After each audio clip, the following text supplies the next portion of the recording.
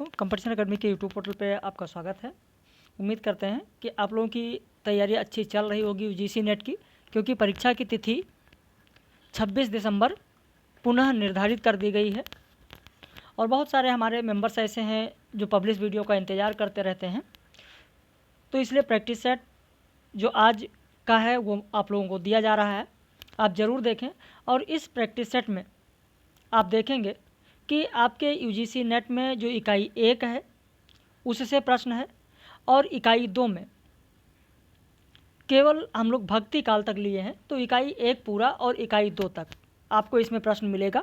और फिर इसी तरीके से आपको कल भी मिलेगा, परसों भी मिलेगा, यानी यह 24 तारीख तक मिलेगा ताकि आपका रिवीजन हो सके। बाकी उपन्यास पर, नाटक पर, निबंध पर बहुत सारे हमारे वीडियो पब्लिश हैं, आप उन्हें देख सकते हैं।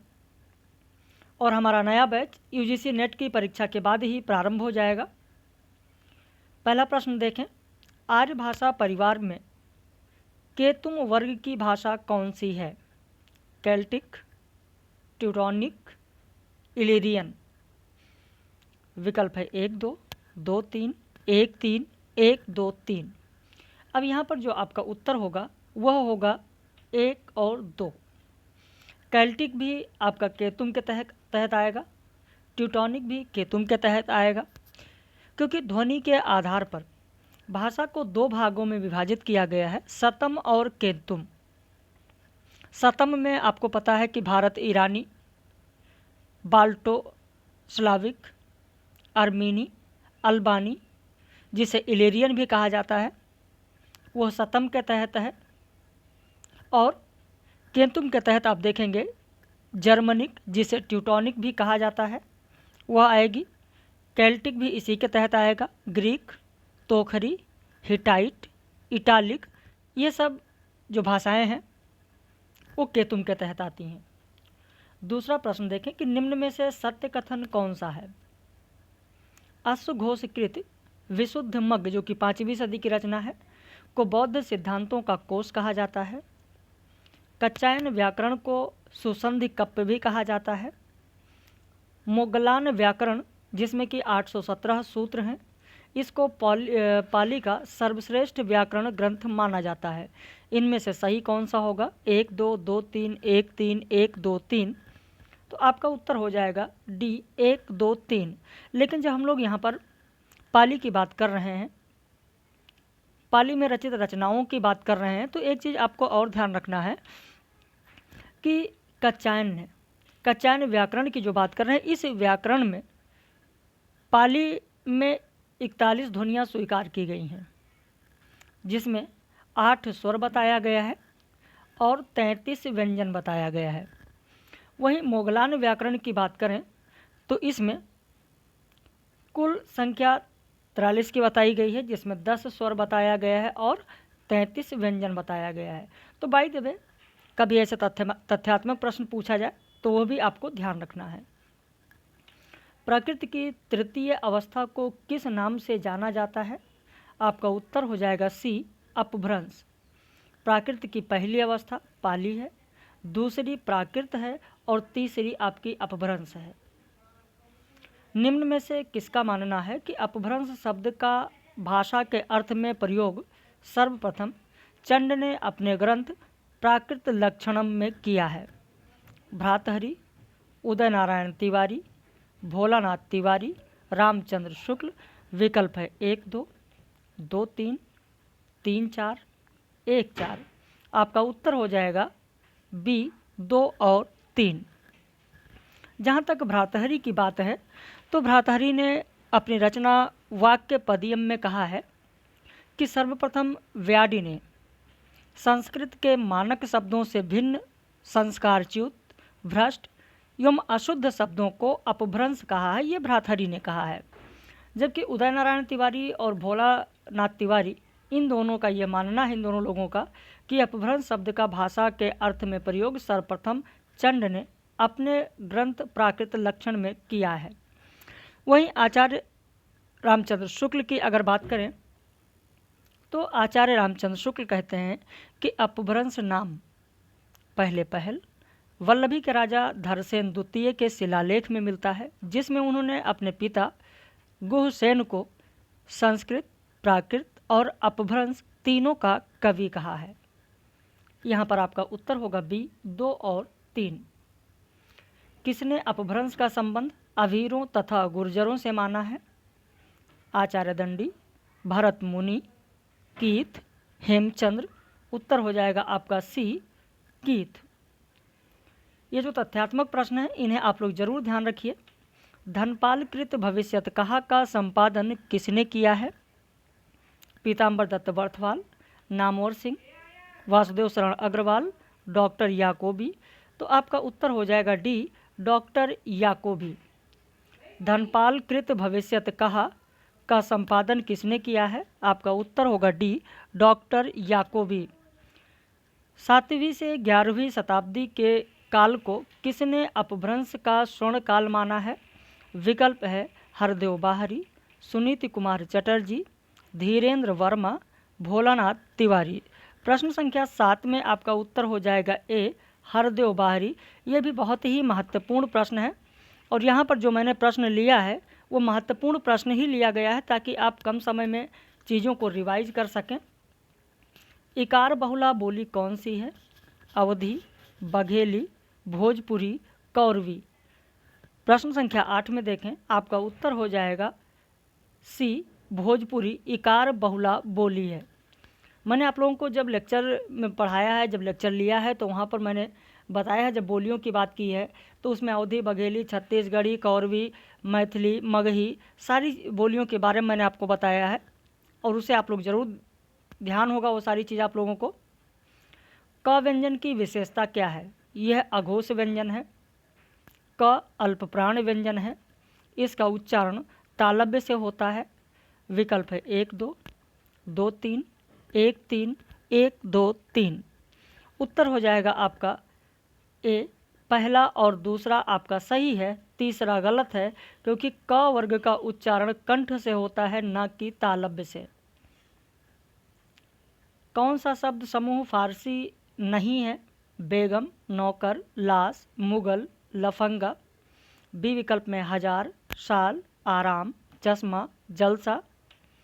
सी में है मलाई, सरकार, दीवार, पुल, पाजामा। डी में है नापाक, याद, रंग, खुदा, दफ्तर। उत्तर हो जाएगा आपका ए, जो पहला यहाँ पर आप देख रहे हैं, बेगम, नौकर, लाश, मुगल, लफंगा, ये सारे शब्द तुर्की भाषा के शब्द हैं। यहाँ पर जो परीक्षा में पूछा जाता है वो केवल एक शब्द दिया जाता है, लेकिन मैंने यहाँ पर इतने शब्द इसलिए दिए हैं ताकि एक साथ एक ही प्रश्न में बहुत सारे आपके प्रश्न शब्द तैयार हो सकें। हिंदी और अरबी के मेल से बना शब्द कौन सा है? थानेदार, वोटदाता, बदहजमी, लाज शरम। हिंदी और अरबी, उत्तर हो जाएगा आपका डी, लाज शरम। जो लाज शब्द है वो हिंदी है, शरम अरबी है, जबकि थानेदार शब्द जो बना हुआ है ये हिंदी और फारसी से बना है। वोटदाता, वोटदाता यानी पहले अंग्रेजी है और उसके बाद दाता तत्सम है, तो अंग्रेजी और तत्सम से बना है वोटदाता। बदहजमी फारसी और अरबी से बना है। अगला प्रश्न, हमारी देवनागरी इस देश की ही नहीं समस्त संसार की लिपियों में सबसे अधिक वैज्ञानिक है, यह कथन किसका है? सेठ Govindas, Ramvilas Sharma, Sumitranandan Pant, Maithili Sharan Gupt.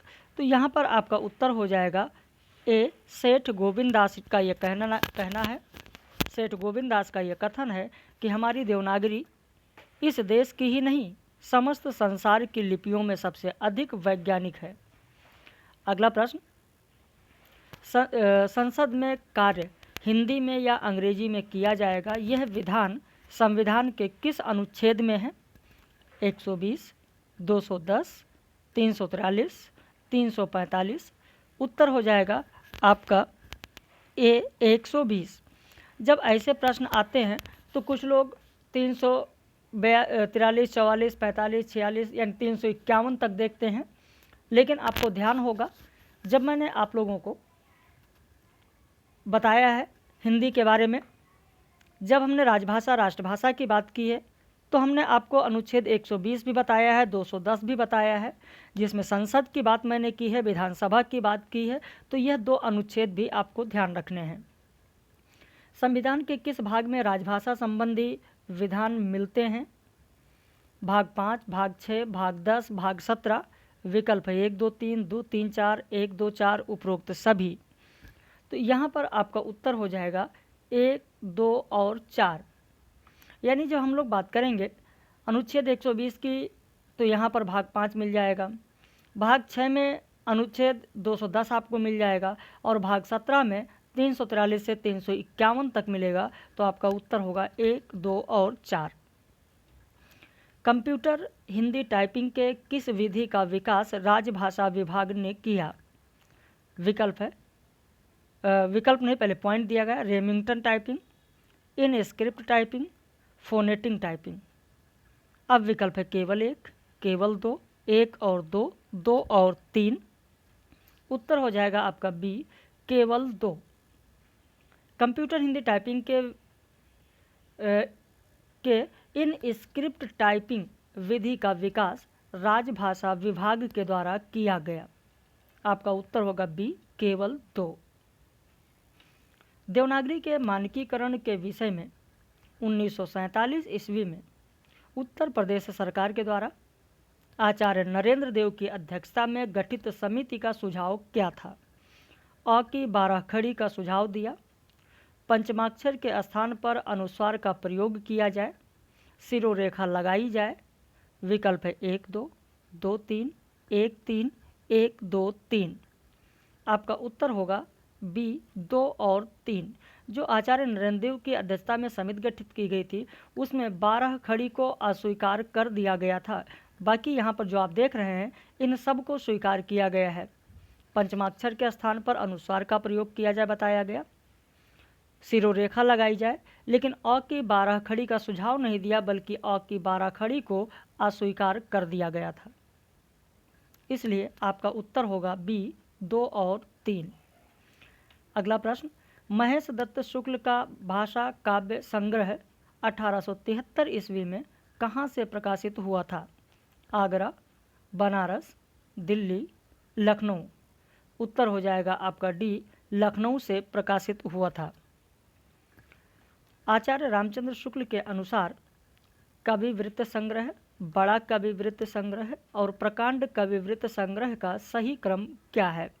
Mishrabandhu Vinod, modern vernacular literature of northern Hindustan, Shiv Singh Saroj. विकल्प है 1, 2, 3, 2, 3, 2, 1, 3, 2, 3, 2, 1। उत्तर होगा आपका डी, 3, 2, 1। 3, 2 और फिर 1। यानी कहने का मतलब ये है कि जो शिव सिंह सरोज है उसे कहा गया कविवृत्त संग्रह, जो modern vernacular literature of northern Hindustan है इसे कहा गया कविवृत्त संग्रह, और जो मिश्रबंधु विनोद है बड़ा कविवृत्त संग्रह, और जो मिश्रबंधु विनोद है इसे कहा गया प्रकांड कविवृत्त संग्रह। अगला प्रश्न, निम्न में से बेमेल जोड़ा कौन सा है? मॉडर्न हिंदी लिटरेचर इंद्रनाथ मदान की रचना, उत्तरी भारत की संत परंपरा रामकुमार वर्मा की रचना, हिंदी साहित्य का अतीत विश्वनाथ प्रसाद मिश्र की रचना, रीति काव्य की भूमिका डॉक्टर नगेंद्र की रचना।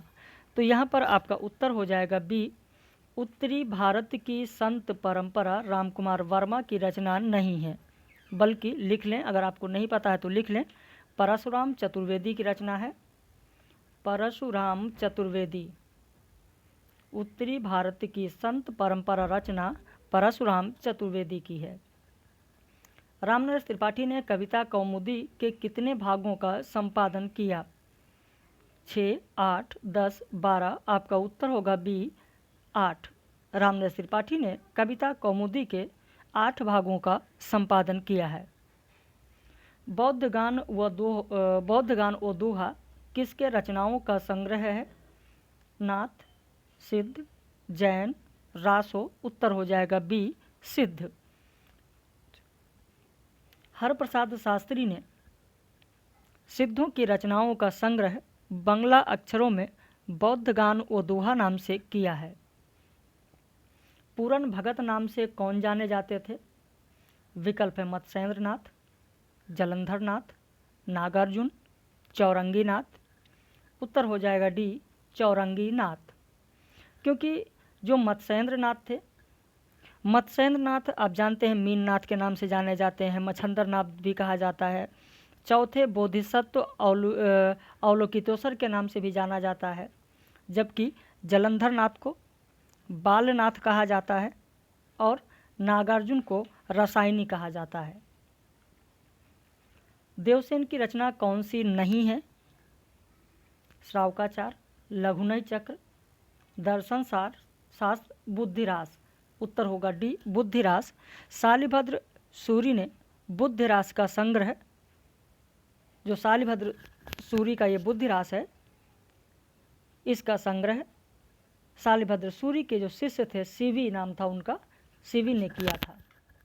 अगला प्रश्न देखें, निम्न में से किसने जयानक कृत पृथ्वीराज विजय के आधार पर पृथ्वीराज रासो को अप्रमाणिक माना है? देखिए, जो पृथ्वीराज रासो है, इस पर अक्सर परीक्षा में प्रश्न पूछा जाता है। वैसे उत्तर यहाँ पर तो हो जाएगा आपका ए, डॉक्टर बुलर। लेकिन इस पृथ्वीराज रासो के बारे में अगर हम बात करें तो आपको पता होगा कि छंदों का अजायब घर पृथ्वीराज रासो को शिव सिंह सेंगर ने कहा है। लेकिन जब छंदों के अजायब घर की बात आती है तो कुछ लोग कहते हैं कि सर इसको नहीं कहा गया है, केशवदास की रामचंद्रिका को कहा गया है। तो ध्यान रखिएगा, केशवदास की रामचंद्रिका को भी छंदों का अजायब घर कहा जाता है, वो रामस्वरूप चतुर्वेदी ने कहा है। और यहाँ पर पृथ्वीराज रासो को छंदों का अजायब घर शिव सिंह सेंगर ने कहा है, छंदों का अजायब घर। वहीं पृथ्वीराज रासो में आप देखेंगे कि 69 सर्ग है और इस सर्ग को समय कहा जाता है। पृथ्वीराज रासो में सर्ग को समय कहा जाता है। 69 इसमें सर्ग है या समय है, लेकिन 68 प्रकार के छंद इसमें मिलते हैं पृथ्वीराज रासो में। और इन 68 प्रकार के छंदों में चंद्रवरदाई का जो प्रिय छंद है, उस प्रिय छंद का नाम है छप्पय। और ये जो 68 प्रकार के छंद मिलते हैं यहाँ पर, इसीलिए नामवर सिंह ने चंद्रवरदाई को छंदों का राजा कहा है। छंदों का राजा नामवर सिंह ने कहा है। और पृथ्वीराज रासो को सबसे पहले प्रकाशित जो कराया गया था वो कर्नल टॉड के द्वारा कराया गया था। इसीलिए पृथ्वीराज रासो का उद्धारक कर्नल टॉड को कहा जाता है। इसे भी आपको ध्यान रखना है। दूसरी एक और महत्वपूर्ण चीज़ मैं इसलिए बता रहा हूँ, आपका समय इसलिए ले रहा हूँ कि बहुत ही महत्वपूर्ण है और ऐसे प्रश्न पूछे जाते हैं। पृथ्वीराज रासो को विकसनशील काव्य शंभुनाथ सिंह ने कहा है। अगर आपके पास है कॉपी पेन तो लिख लें कि पृथ्वीराज रासो को विकसनशील काव्य शंभुनाथ सिंह ने कहा है। और हजारी प्रसाद द्विवेदी का तो ये मानना है कि यह सुख सुखी संवाद से प्रारंभ होता है, यह सुख सुखी संवाद में रचित है, हजारी प्रसाद द्विवेदी ने कहा है। रामचंद्र शुक्ल जी तो कह देते हैं कि ये तो जाली है, ये जाली ग्रंथ है। और इसके कुछ छंद समय की अगर बात करें संक्षेप में, बहुत ज़्यादा समय आपका नहीं लेंगे, इसका जो दूसरा समय है या दूसरा सर्ग है, उसमें आप दूसरे में देखेंगे कि विष्णु के 10 अवतारों का चित्रण है। विष्णु के 10 अवतारों का चित्रण पृथ्वीराज रासो के किस छंद में किस सर्ग में है? तो दूसरे में है। 20वां सर्ग इसका है पद्मावती समय। अगर कॉपी पेन है तो लिख लें। कुछ लोग सोच रहे होंगे कि सर बहुत ज़्यादा समय ले रहे हैं। अगर आप लोगों को पता है तो मुझे कोई दिक्कत नहीं, हम आगे बढ़ें। 20वां समय पद्मावती समय है। 57वां समय कैमास वध है। कैमास वध ये भी बहुत ही महत्वपूर्ण है, इसलिए बता रहे हैं। 61वां समय जो है वो है कन्नवज युद्ध, जो कि सबसे बड़ा है। कन्नवज युद्ध 61वां है। पृथ्वीराज रासो का जो रेवा तट है वो भी खूब पूछा जाता है, उसे भी ध्यान रखना। आगे खैर हम लोग कविता जब कराएंगे तो वहाँ बात करेंगे। और इसके 4 रूपांतरण प्रकाशित हुए हैं पृथ्वीराज रासो के। बृहद रूपांतरण, मध्य रूपांतरण, लघु रूपांतरण और लघुत्तम रूपांतरण।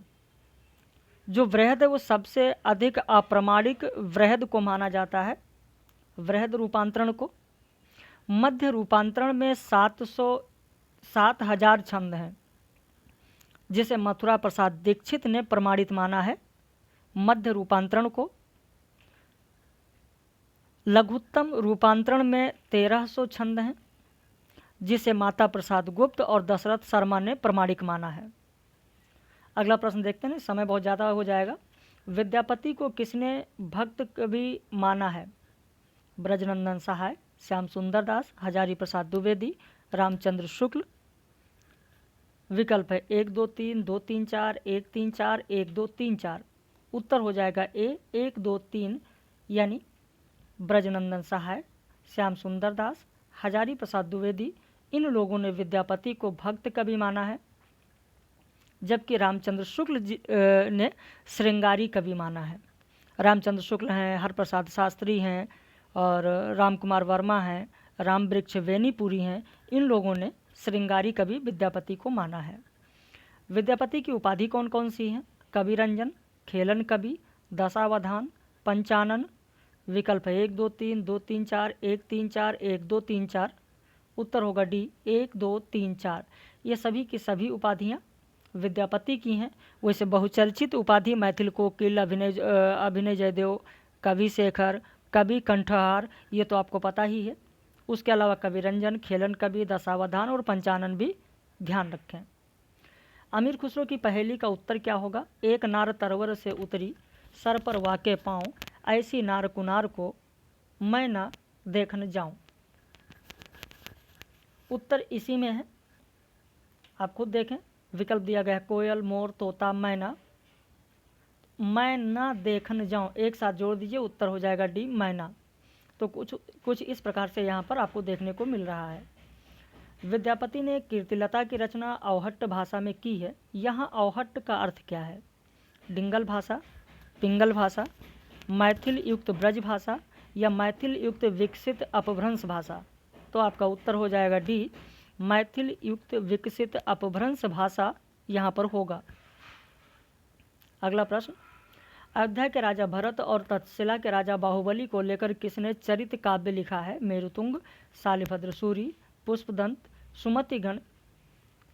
यहाँ पर आपका उत्तर हो जाएगा बी शालिभद्र सूरी, भरतेश्वर बाहुबली रास।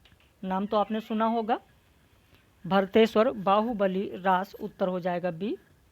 तत्ववाद के प्रवर्तक कौन हैं? विकल्प है रामानुजाचार्य, मध्वाचार्य, निम्बारकाचार्य, विष्णु स्वामी। प्रश्न संख्या 30 देखें। उत्तर हो जाएगा बी मध्वाचार्य। मध्वाचार्य द्वैतवाद आपने सुना ही होगा, और द्वैतवाद ही तत्ववाद है, तो तत्ववाद के प्रवर्तक मध्वाचार्य हैं। निम्न में से किस वाद में जगत को मिथ्या बताया गया है?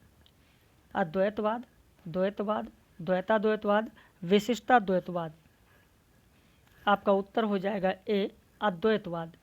अद्वैतवाद में जगत को मिथ्या बताया गया है, बाकी द्वैतवाद में जगत को सत्य बताया गया, द्वैताद्वैतवाद में जगत को सत्य बताया गया, विशिष्टाद्वैतवाद में जगत को सत्य बताया गया, लेकिन अद्वैतवाद में जगत को मिथ्या बताया गया है। स्वसुखी संप्रदाय के प्रवर्तक कौन थे? शंकरदेव, स्वामीनारायण, रामचरण दास, जीवाराम। उत्तर हो जाएगा सी रामचरण दास। अब कुछ लोग कहेंगे सर नहीं जीवाराम है, कुछ लोग कहेंगे स्वामीनारायण है, तो ध्यान दें, कोई भी संशय आपके मन में ना रहे। शंकरदेव ने महापुरुषीय संप्रदाय चलाया, स्वामीनारायण ने उद्धति संप्रदाय चलाया, जीवाराम ने तत्सुखी चलाया है, और मैं स्वसुखी पूछ रहा हूँ, तत्सुखी नहीं स्वसुखी में पूछ रहा हूँ, और स्वसुखी का उत्तर होगा रामचरण दास। संत काव्य धारा की विशेषता कौन सी है? सगुण ब्रह्म के प्रति आस्था, सतगुरु की महत्व, आत्मविश्वास की प्रबलता। विकल्प है 1 2 2 3 1 3 1 2 3। उत्तर हो जाएगा बी 2 और 3, क्योंकि संत काव्यधारा की विशेषता में आप देखेंगे तो सगुण नहीं निर्गुण के प्रति आस्था है, ना कि सगुण के प्रति। तो आपका 2 और 3 सही है, पहला गलत है। निर्गुण काव्यधारा के तहत संत काव्य नामकरण किसने नहीं किया है? ध्यान दीजिए, शब्दों पर ध्यान नहीं देंगे तो प्रश्न गलत हो जाएगा। किसने नहीं किया है? उत्तर हो जाएगा ए, आचार्य रामचंद्र शुक्ल ने ज्ञानाश्रयी शब्द दिया है और बाकी राम कुमार वर्मा, परशुराम चतुर्वेदी, गणपति चंद्रगुप्त इन्होंने संत काव्य नाम दिया है। हजारी प्रसाद द्विवेदी ने निर्गुण नाम दिया है। तो यह भी नामकरण को लेकर जो प्रश्न पूछे जाते हैं उन्हें भी ध्यान रखें। संत काव्यधारा का प्रथम कवि नामदेव को किसने माना है? नामदेव को किसने माना है? उत्तर हो जाएगा डी, रामकुमार वर्मा। बाकी रामचंद्र शुक्ल ने कबीर को माना, रामस्वरूप चतुर्वेदी ने कबीर को माना, हजारी प्रसाद द्विवेदी ने कबीर को माना, जबकि रामकुमार वर्मा ने नामदेव को माना है। नामदेव की पदावली का संपादन किसने किया? रामकुमार वर्मा, भगीरथ मिश्र, श्याम सुंदर दास, पीताम्बर दत्त बर्थवाल। उत्तर हो जाएगा बी, भगीरथ मिश्र ने नामदेव की पदावली का संपादन किया है। निम्न ग्रंथों और उनके संपादक का सुमेलित जोड़ा कौन सा है? नानक वाणी का संपादन जयराम मिश्र ने किया, दादू ग्रंथावली का संपादन परशुराम चतुर्वेदी ने किया, रज्जब वाणी का संपादन ब्रजलाल वर्मा ने किया। विकल्प है 1 2 2 3 1 3 1 2 3। उत्तर हो जाएगा डी, 1 2 3। ये सभी के सभी सही हैं, यानी नानक वाणी का संपादन जयराम मिश्र ने किया, सही है। दादू ग्रंथावली का संपादन परशुराम चतुर्वेदी ने किया, सही है। रज्जब वाणी का संपादन ब्रजलाल वर्मा ने किया, सही है। अगला प्रश्न देखें, कबीर के बानियों में ज्ञानवाद का स्रोत क्या है? वेदांत, सूफी, वैष्णव, इस्लाम। आपका उत्तर हो जाएगा ए, वेदांत से उन्होंने ज्ञानवाद सीखा। उनकी जो वानियों में ज्ञानवाद मिलता है वो वेदांत से मिलता है, जबकि सूफियों से उन्होंने जो लिया है वह प्रेम भाव लिया है और भावात्मक रहस्यवाद लिया है। वैष्णव से उन्होंने अहिंसा लिया और प्रपत्तिवाद लिया, और इस्लाम से उन्होंने एकेश्वरवाद लिया है। निम्न में से जन्मकाल के अनुसार सही क्रम क्या होगा जिसमें कबीर, रैदास, दादू दयाल, मलूक दास दिए गए हैं? तो आपका उत्तर हो जाएगा पहला, रैदास होंगे, फिर कबीर होंगे, फिर दादू दयाल होंगे, फिर मलूक दास होंगे। दादू दास लिख गया है, दादू दयाल है, ठीक कर लीजिएगा। अगला प्रश्न, दादू दयाल के शिष्य कौन से संत नहीं हैं? इनमें से कौन से ऐसे संत हैं जो दादू दयाल के शिष्य नहीं हैं? रज्जब, रूपदास, प्रयागदास, सुंदरदास। उत्तर हो जाएगा बी, रूपदास दादू दयाल के शिष्य नहीं हैं। बाकी चाहे सुंदरदास हों या प्रयागदास हों या रज्जब हों, यह सब दादू दयाल के शिष्य हैं। रूपदास हरिदास निरंजनी के शिष्य हैं, हरिदास निरंजनी के शिष्य हैं। अगला प्रश्न, सूफी काव्यधारा की विशेषताएं कौन सी हैं? प्रेम की मूल्य के रूप में स्थापना, परमात्मा को पुरुष रूप और आत्मा को स्त्री रूप में स्वीकार किया, विरह का अतिशयोक्त पूर्ण वर्णन। विकल्प है 1 2 2 3 1 3 1 2 3। यहाँ पर उत्तर हो जाएगा आपका सी, 1 और 3। दूसरा नहीं होगा। दूसरा क्यों नहीं होगा, क्या कारण है कि दूसरा आपका गलत हो रहा है? इसलिए गलत हो रहा है कि सूफी काव्यधारा में परमात्मा को पुरुष रूप नहीं, परमात्मा को प्रेमिका के रूप में माना गया है, और आत्मा को स्त्री रूप में नहीं, आत्मा को पुरुष रूप में माना गया है, इसलिए यह गलत है। पद्मावत के बारे में सही कथन कौन सा है? इसमें कुल खंडों की संख्या 57 है, इसमें उपमा अलंकार की प्रधानता है, इसमें साहेवक्त शेरशाह की प्रशंसा है। विकल्प है 1 2 2 3 1 3 1 2 3। उत्तर हो जाएगा सी, 1 और 3। 1 और 3 होगा। दूसरा इसलिए गलत होगा कि इसमें उपमा अलंकार की प्रधानता नहीं है, इसमें उत्प्रेक्षा अलंकार की प्रधानता है। किसकी प्रधानता है? तो उत्प्रेक्षा अलंकार की प्रधानता है। ताराचंद और प्रेमा का भी उल्लेख किस रचना में है? रूपमंजरी, मधुमालती, चित्रावली, ज्ञानदीप। तो यहाँ पर आपका उत्तर हो जाएगा बी, मधुमालती। अब आप सोचेंगे कि मधुमालती में तो मधुमालती हैं, मनोहर है इसका नायक, लेकिन ध्यान रखिएगा मधुमालती में ही मनोहर और मधुमालती भी हैं, और ताराचंद तथा प्रेमा भी है, 2 कहानियाँ इसमें हैं। तो ताराचंद और प्रेमा किसमें हैं? तो मधुमालती में है। शरणागति कहे जाने वाले प्रपत्तिवाद के अंग कौन से हैं? अनुकूल का संकल्प, रक्षा का विश्वास, आत्मनिक्षेप, प्रतिकूल का त्याग और कार्पण्यता यानी दैन्य भाव। विकल्प है 1, 2, 5, 2, 3, 5, 1, 3, 5 उपरोक्त सभी। उत्तर हो जाएगा डी उपरोक्त सभी, क्योंकि जिस प्रपत्तिवाद को शरणागति कहा जाता है इसके कुल 6 अंग हैं। 6 में से 5 तो आपने विकल्प में देखा और एक छठा अंग लिख लें गोत्र तो वर्ण। गोत्र तो वर्ण ऐसे लिख लें भगवान का वर्ण, भगवान का वर्ण छठा करके आप लिख लें भगवान का वर्ण या गोत्रत्व वर्ण। तो 6 अंग इसके आपको मिल जाएंगे। राम भक्ति काव्यधारा की विशेषता कौन सी होगी? लोक मंगल की साधना, नारी के प्रति आधुनिक दृष्टिकोण, दास्य भाव की भक्ति। विकल्प है 1, 2, 2, 3, 1, 3, 1, 2, 3। उत्तर हो जाएगा सी 1 और 3। नारी के प्रति आधुनिक दृष्टिकोण नहीं है, दूसरा नहीं होगा। नारी के प्रति परंपरागत रूप से जो दृष्टिकोण था वही अपनाया गया है, आधुनिक दृष्टिकोण नहीं अपनाया गया है। अगला प्रश्न, तुलसीदास के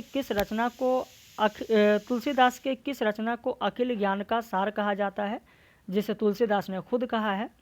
उत्तर हो जाएगा ए वैराग्य संदीपनी। तुलसीदास के किस रचना का आधार कालिदास की रचना कुमार संभवम है? दोहावली, गीतावली, कृष्ण गीतावली, पार्वती मंगल। आपका उत्तर हो जाएगा डी पार्वती मंगल। रामचंद्र शुक्ल ने तुलसीदास की भक्ति किस प्रकार बताया है? सकाम भक्ति, काम भक्ति, निष्काम भक्ति, स्वदेशी भक्ति। उत्तर होगा डी स्वदेशी भक्ति। आचार्य रामचंद्र शुक्ल ने तुलसीदास की भक्ति को बताया कि उनकी भक्ति स्वदेशी भक्ति है। तुलसीदास शुद्ध रूप से किस भक्ति को मानते थे? बात अगर हम करें तुलसीदास की तो शुद्ध रूप से किस भक्ति को मानते थे? भले ही आचार्य रामचंद्र शुक्ल ने उसे उनकी भक्ति को स्वदेशी भक्ति कहा है, लेकिन तुलसीदास शुद्ध रूप से किस भक्ति को मानते थे? हेतुकी भक्ति, अहेतुकी भक्ति या कैवल्य भक्ति। विकल्प है 1, 2, 1 और 2, 2 और 3। आपका उत्तर हो जाएगा बी केवल 2। जो हेतुकी भक्ति है, कामना के आधार पर भक्ति 3 प्रकार की होती है, हेतुकी भक्ति, अहेतुकी भक्ति और कैवल्य भक्ति। हेतुकी को हम लोग जैसे कहते हैं सकाम, जो यहाँ आपने ऊपर देखा सकाम को ही हेतुकी कहा जाता है। ऐसे अहेतुकी जिसे निष्काम कहा जाता है, कैवल्य जिसे कि काम कहा जाता है, काम भक्ति। इनमें से तुलसीदास केवल अहेतुकी भक्ति यानी निष्काम भक्ति करते थे। अगला प्रश्न, तुलसीदास को रूपकों का बादशाह किसने कहा है? लाला भगवान दीन, बच्चन सिंह, रामचंद्र शुक्ल। विकल्प है 1, 2, 2, 3, 1, 3, 1, 2, 3। यहाँ पर उत्तर हो जाएगा आपका ए 1 और 2। लाला भगवान दीन ने और बच्चन सिंह ने, इन दोनों लोगों ने रूपकों का बादशाह कहा है। रूपकों का बादशाह इन दोनों लोगों ने कहा है, जबकि आचार्य रामचंद्र शुक्ल ने अनुप्रास का बादशाह कहा है। उदय भानु सिंह ने उत्प्रेक्षा का बादशाह कहा है। तो इस तरीके से मुझे उम्मीद है कि आप लोगों का रिवीजन अच्छा हो गया होगा भक्ति काल तक, और बाकी हम लोग फिर मिलेंगे कल। यदि आप नए हैं, चैनल पर वीडियो देख रहे हैं, तो चैनल को सब्सक्राइब कर लीजिए, ताकि 24 या 25 तारीख तक लगातार जो वीडियो आप लोगों को दिया जाए आपके रिवीजन के लिए, उससे आपका फ़ायदा हो सके और आपको वीडियो का नोटिफिकेशन मिल सके। बाकी जो हमारा नया बैच होगा, जो वीडियो लेक्चर डिस्क्रिप्टिव है, जिसमें पॉइंट टू पॉइंट पढ़ाया जाता है, वो आप लोगों को पेड बैच में मिलेगा, और वह बैच इसी परीक्षा के बाद से प्रारंभ हो रहा है। तो हम लोग फिर मिलेंगे कल इसी तरीके से भक्ति काल के आगे प्रश्नों के साथ। आपने समय दिया, वीडियो को देखा, इसके लिए बहुत बहुत धन्यवाद।